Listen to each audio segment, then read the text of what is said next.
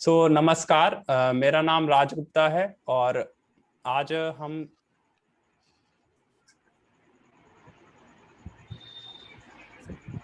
नमस्कार, मेरा नाम राज गुप्ता है। जो पिछले 5 एपिसोड में हमने देखा पेपरमेंट की खेती, हमने बांस की खेती देखी, हमने मीठी तुलसी की खेती देखी, सारी टाइप की खेती को हमने जाना। आइए इसी क्रम में हम एक और नए एपिसोड की तरफ बढ़ते हैं। मेरा नाम राज गुप्ता और मैं लोगों को बिजनेस को ऑनलाइन ले जाने में मदद करता हूं। और अभी हम हमारे साथ हैं राम सागर सिंह जी, जो कि हमें बताएंगे बुंदेलखंड के कटिया गेहूं के बारे में। और मैंने भी बहुत सुन रखा है कटिया गेहूं, जहां भी सुनता हूँ बुंदेलखंड में तो बहुत ही फेमस है कटिया गेहूं। नेचुरल फार्मिंग से उगाया जाता है। हमने पिछले भी एपिसोड में कुछ डिस्कस किया था और हमने कहा था कि हम इस बार कुछ डीप में डिस्कशन लेके आएंगे। हमारे साथ बने रहिए, बहुत ही एक्साइटमेंट से ये सेशन होने वाला है। आगे वाले 10 मिनट पूरा सेशन होने वाला है, जिसमें हमारे साथ राम सागर सिंह जी से हम कुछ सवाल पूछेंगे और आप उनके से जवाब लेंगे। आपका स्वागत है राम सागर सिंह जी इस एपिसोड में, कृषि पे चर्चा के एपिसोड 6 में। जी जी जी सर जी, नमस्कार। मेरा नाम राम सागर सिंह है और मैं चित्रकूट एनआरएल में एज डीआरपी के पद में। और खास तौर से अगर हम बात करें आज के एपिसोड के बारे में, कटिया गेहूं के बारे में, जी जी, तो वाकई में कटिया जो गेहूं है वो अपने स्वाद के नाम से जाना जाता है, जी जी, से जाना जाता है। और पोषक तत्वों के साथ साथ इसमें ऐसी बहुत सारी चीजें इसमें, इसके कंपोजिशन में ऐसे ऐसे इसमें तत्व हैं कि जो किसी अन्य गेहूं में, दुनिया के किसी अन्य गेहूं में भी नहीं है। जैसे अगर हम चर्चा करें कि हमारे भारत पूरे देश में 300 लाख हेक्टेयर में सामान्य गेहूं की पैदावार की जा रही है इस समय प्रेजेंट टाइम में। जी जी, और लेकिन मात्र जो है 4% जो है केवल कच्चा गेहूं उगाया जा रहा है। और इस कच्चा गेहूं को हम ड्रम कच्चा भी के नाम से जानते हैं। जी जी, अच्छा, दूसरी बात और करना चाहेंगे इसके साथ साथ कि पूरे दुनिया में इस बात की मैंने उनको ये पता है कि कच्चा गेहूं दुनिया के सभी चुनिंदा जितने भी खाद्य जी जी, चीजें हैं, गेहूं की प्रजातियां हैं, उनमें नंबर 1 पोषक तत्व में है। क्यों जी है? जी, क्योंकि इसमें प्रोटीन पर्याप्त मात्रा में पाई जाती है और अन्य गेहूं की अपेक्षा इसमें 2 से 3% तक प्रोटीन ज्यादा मात्रा में और अधिक गुणवत्ता में पाई जाती है। इसमें फाइबर कंटेंट पर्याप्त मात्रा में पाया जाता है, जो कि इस प्रेजेंट टाइम के जो अन्य सामान्य गेहूं है उनमें बहुत कम मात्रा में पाई जाती है। दूसरी बात, इसमें स्पेशल एक चीज ये है कि इसमें बीटा कैरोटीन एक पदार्थ होता है, इसमें पाया जाता है प्रचुर मात्रा में, जिससे विटामिन ए बनती है।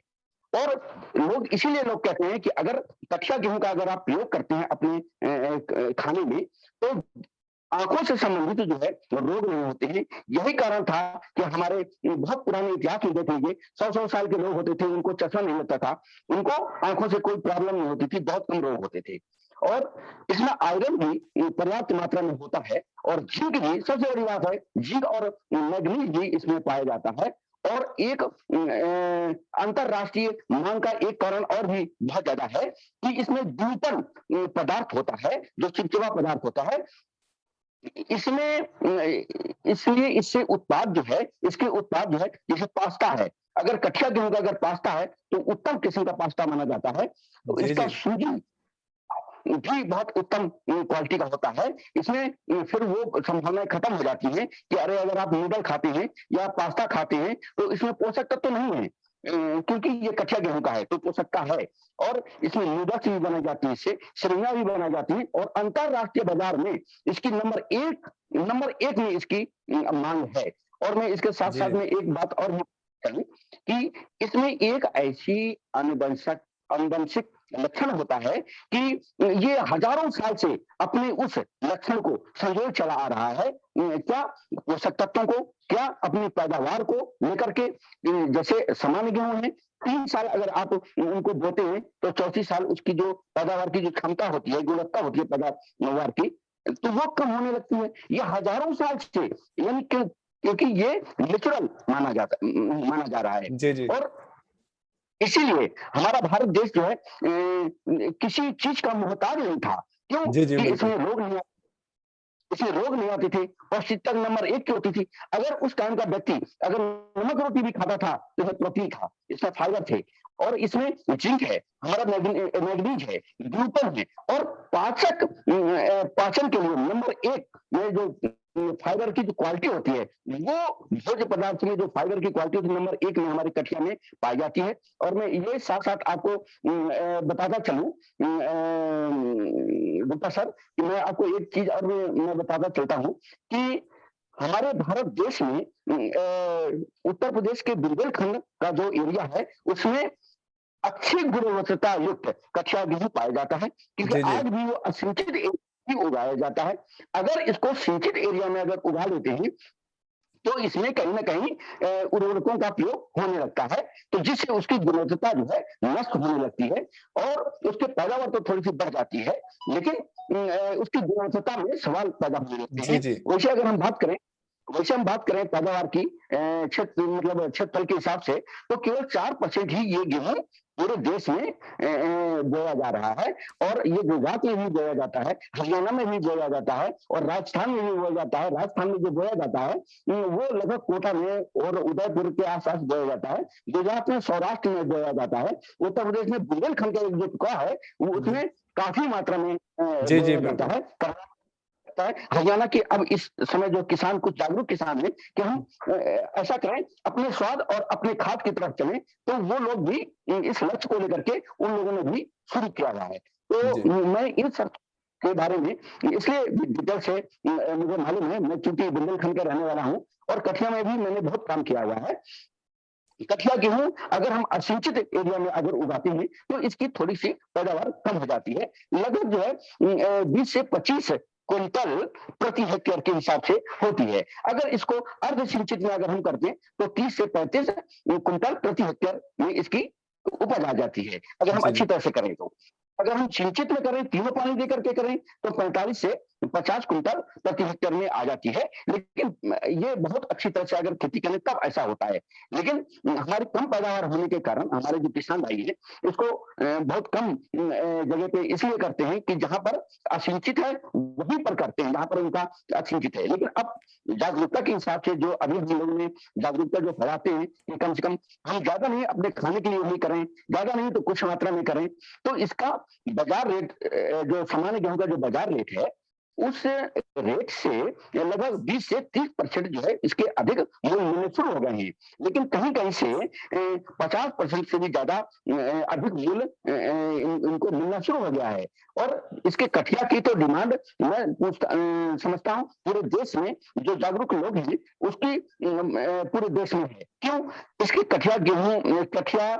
गेहूँ के जो दलिया है उसमें सबसे ज़्यादा बच्चों को, वृद्धों को और जवानों को भी आँख के जितने भी रोग होते हैं उनसे पूरा निजात दिलाता है। जी, जी। कहते हैं हाँ, पूरा क्योर होता है क्योंकि विटामिन ए जो है इसमें अलग से नहीं लेना पड़ता है, नेचुरल जी। सोर्सेज होता है। जो इसका सोर्सेज है मेन जो जैसे मैंने बताया बीटा कैरोटीन है। Beta beta carotene. कैरोटीन हाँ, इसका जो है इसी से ओरिजिन होता है हमारा विटामिन ए और जो विटामिन ए जो बीटा कैरोटीन से जो होता है, वो कच्चा गेहूँ के जो बीटा कैरोटीन से होता है, वो बहुत ही नेचुरल, बहुत ही क्वालिटेटिव माने गुणवत्ता युक्त होता है।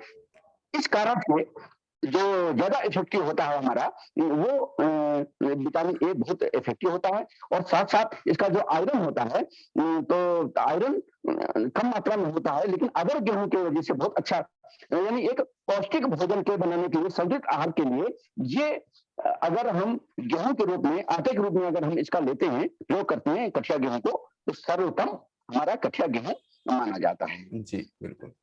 तो मतलब इसको तो मैं चाहता हमें सुपर फूड बनाना चाहिए कि मतलब ये सुपर फूड है, विटामिन ए भी है, बीटा कैरोटीन भी है, प्रोटीन भी ज़्यादा है, आपने बताया जिंक भी है, आयरन भी है, इतनी सारी चीज़ें हैं जी, तो मतलब ये सुपर फूड है अपने आप में कि सारा पोषक तत्व एक साथ मिल गया।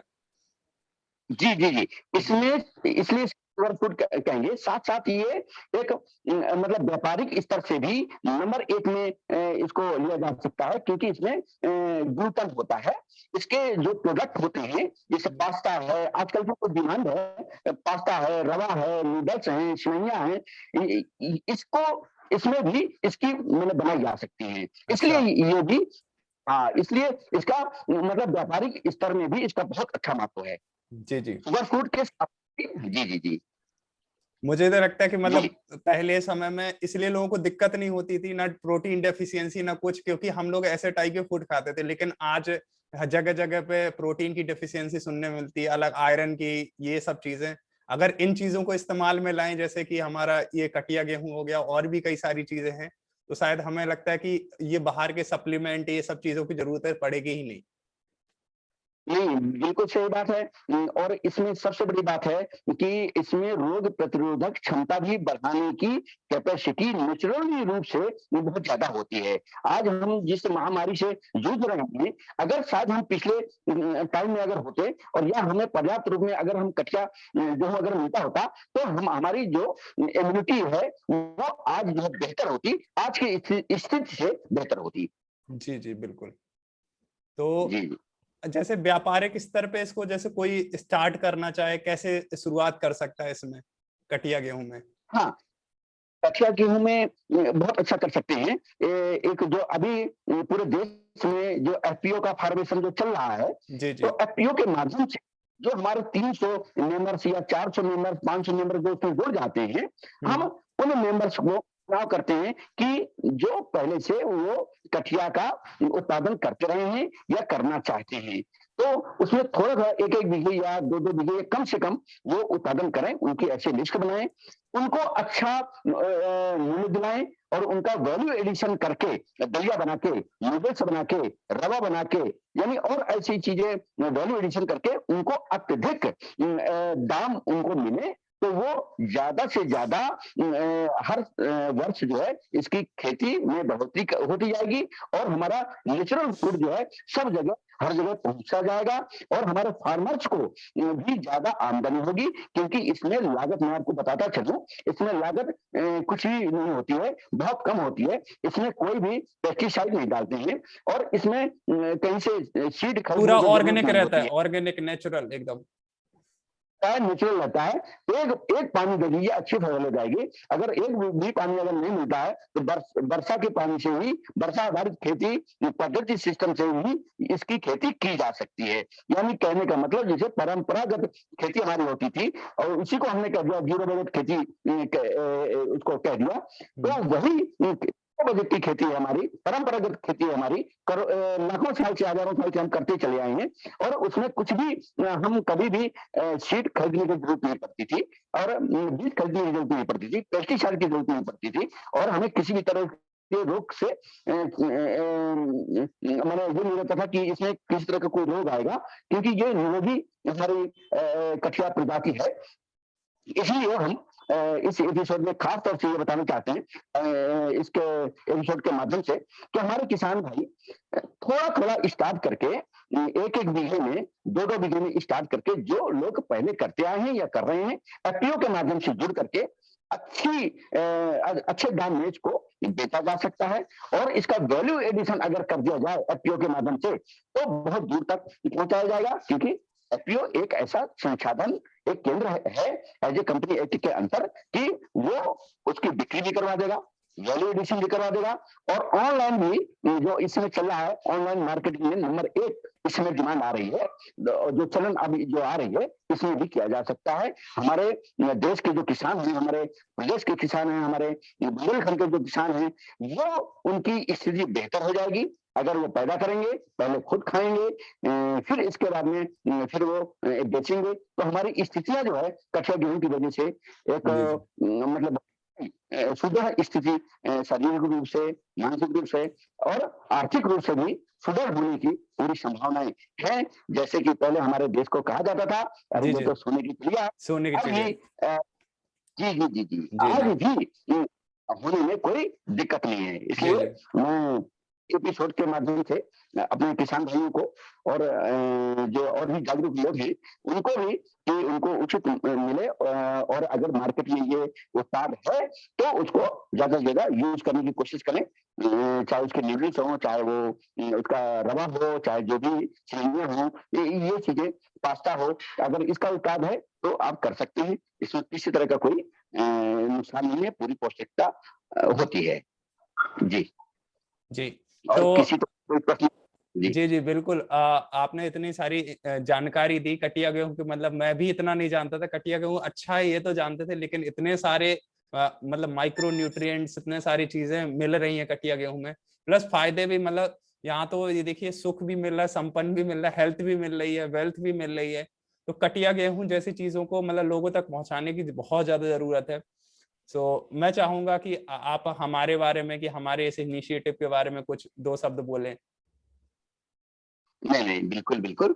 जी, अब देखिए, जैसे अब कहने के लिए तो बहुत ज़्यादा रहता है, लेकिन मैं एक बात कहना चाहूँ, जैसे हमारा चैनल है, और यह चैनल के माध्यम से हम लोगों ने ये बात जो है कही, तो बहुत अच्छी बात है। और जी, दूसरी बात, अ, मैं एक चीज़ और कहना चाहूँगा, शायद हमारे साथ में शेफाली गुप्ता भी हैं जी, लाइन जी, में। जी, जी, जी, उनसे भी मैं कुछ कहूँगा कि अगर कोई प्रश्न है या मैं या नहीं है, उनसे भी, कि क्योंकि वो भी बुंदेलखंड की हैं और उनको भी कच्चा गेहूँ का स्वाद पता है, और स्वाद भी पता है, और उनको उससे रूबरू भी हैं। तो मैं चाहता हूँ कि 1-2 शब्द वो भी जो है इसके बारे में कुछ जी, प्रकाश। जी, जी, जी। जी सर। सर आपका बहुत-बहुत धन्यवाद कि आपने अपना इतना कीमती समय हमें दिया, और कटिया गेहूँ के बारे में इतनी अच्छी नॉलेज दी हमें, और बेसिक चीज़ बताई कि उससे हमें क्या फ़ायदे हो सकते हैं, कैसे हम यूज़ कर सकते हैं, और नया तरीका भी बताया। अभी तक तो हम सिर्फ यही जानते थे कि कटिया गेहूँ से दलिया बना के हम उसे ले सकते हैं। आपने बताया कि हम उससे चाउमीन भी बना सकते हैं, और मैदा भी बना सकते हैं, पास्ता भी बना सकते हैं। ये सारे तरीके और भी खुल गए हैं किसानों के लिए कि वो इस कटिया गेहूँ का यूज़ इन सब चीज़ों में भी कर सकते हैं। और साथ ही साथ आजकल लोग ये सब फास्ट फूड खाना बहुत ही ज़्यादा पसंद करते हैं। तो अगर वो कटिया गेहूँ से बने हुए मैदे का ही कुछ खाएँ, तो उनके लिए फ़ायदा भी करेगा और उन्हें टेस्ट भी अच्छा लगेगा, तो दोनों ही काम हो जाएँगे। तो जी, जी। आपने ये बहुत अच्छी जानकारी दी सर। जी, धन्यवाद सर। धन्यवाद। अरे अंत में सर आप। हम जी, जी, जी, जी। जी, बोलिए सर। जी, मैं तो अब सभी लोगों को बहुत-बहुत धन्यवाद देना चाहूँगा कि कठिया गेहूँ के बारे में आप लोगों ने मुझसे जानकारी लिया, और जानकारी के लिए तो मैं और भी अन्य चीज़ों में जानकारी देता रहूँगा। लेकिन कठिया गेहूँ के बारे में लोग नहीं जानते थे, तो इसके बारे में लोग जानेंगे, उसका प्रयोग करेंगे तो मुझे बहुत वो है। एक अंत में एक बात मैं और कहना चाहूँगा कि कठिया गेहूँ का जो प्रयोग होता है वो लोग आटा में मोस्टली करते थे, लेकिन हमारे पुराने लोग क्या करते थे कि वो आटा को छानते थे, और जो चोकर आता था, फिर पुनः जो है जब दोबारा पिसवाते थे उसको, गेहूँ को उसी में डाल देते थे, ताकि वो वेस्टेज नहीं जा पाता था। उसमें बहुत ज़्यादा फाइबर होती है। इसलिए थोड़ा-सा मैंने सोचा कि लास्ट में थोड़ा-सा जी, इस जी, बारे में प्रकाश डालूँ। बिल्कुल, बिल्कुल। तो धन्यवाद जी। सर। और हमारा इस चैनल के माध्यम से ही, माध्यम के हम युवा हैं, तो हम चाह रहे हैं कि हमारे जैसे युवा और भी एग्रीकल्चर क्षेत्र से जुड़े और ऐसी नई नई चीजों को पूरे देश में, पूरे विश्व तक लेके जाएं, भारत की संस्कृति को। और यही हमारा मिशन है। और हम चाहते हैं कि अगर हमारे जैसे कई सारे युवा हमारे साथ जुड़ना चाहते हैं, तो आप हमारे नंबर पे संपर्क कर सकते हैं। और हमारे चैनल को सब्सक्राइब करिए, शेयर करिए, जिससे हम ज्यादा से ज्यादा लोगों तक ये मैसेज, ज्यादा से ज्यादा किसानों को, ज्यादा से ज्यादा लोगों को इंस्पायर कर पाए कि वो इस क्षेत्र में आए। और इस क्षेत्र में भी वेल्थ है, हेल्थ है, सारी चीजें हैं, सुख है, संपदा है। इसी चीजों को यूज करके भारत को सोने की चिड़िया कहा जाता था, जगत गुरु कहा गया है।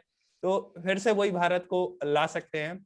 और अंत में मैं अपने एक स्पॉन्सर के बारे में बताना, स्वामी जी सात्विक के बारे में बताना चाहूंगा। जैसे कटिया गेहूं की बात हुई, तो स्वामी जी सात्विक उच्च गेहूं का आपको, उच्च कटिया गेहूं का आपको हाथों से बनाया गया हुआ, किसानों से लिया गया हुआ, उसको प्रोवाइड कराता है और पूरे ऑल ओवर इंडिया डिलीवरी देता है। तो उसके स्टोर की लिंक आपको नीचे मिल जाएगी। अगर आपको कटिया गेहूं खरीदना है, हाथों का मतलब किसानों से एकदम नेचुरल फार्मिंग से बना हुआ बुंदेलखंड का प्रसिद्ध कटिया गेहूं का दलिया आपको मिल जाएगा। सो आप उसे ऑर्डर कर सकते हैं। अंत में धन्यवाद चाहेंगे सर, आपसे फिर चाहेंगे कि फिर आप हमसे दूसरे टॉपिक पे आके या इससे रिलेटेड हमारे पास जो भी सवाल है कटिया गेहूं से रिलेटेड आप कमेंट में लिख सकते हैं, तो सर से वो हम दोबारा बुलाएंगे तो फिर वो सवाल जरूर सर से पूछेंगे। और अंत में शेफाली जी कुछ कहना चाहें तो वो बोले। सर आपका बहुत बहुत धन्यवाद सर, आपने हमें इतना कीमती समय दिया सर, और कटिया गेहूं की सर बहुत बहुत जानकारी दी सर, धन्यवाद। जी जी, आप सभी को भी बहुत बहुत धन्यवाद, जो इस एपिसोड के माध्यम से मैं कुछ कह पाया। जी जी, नमस्कार। जी सर।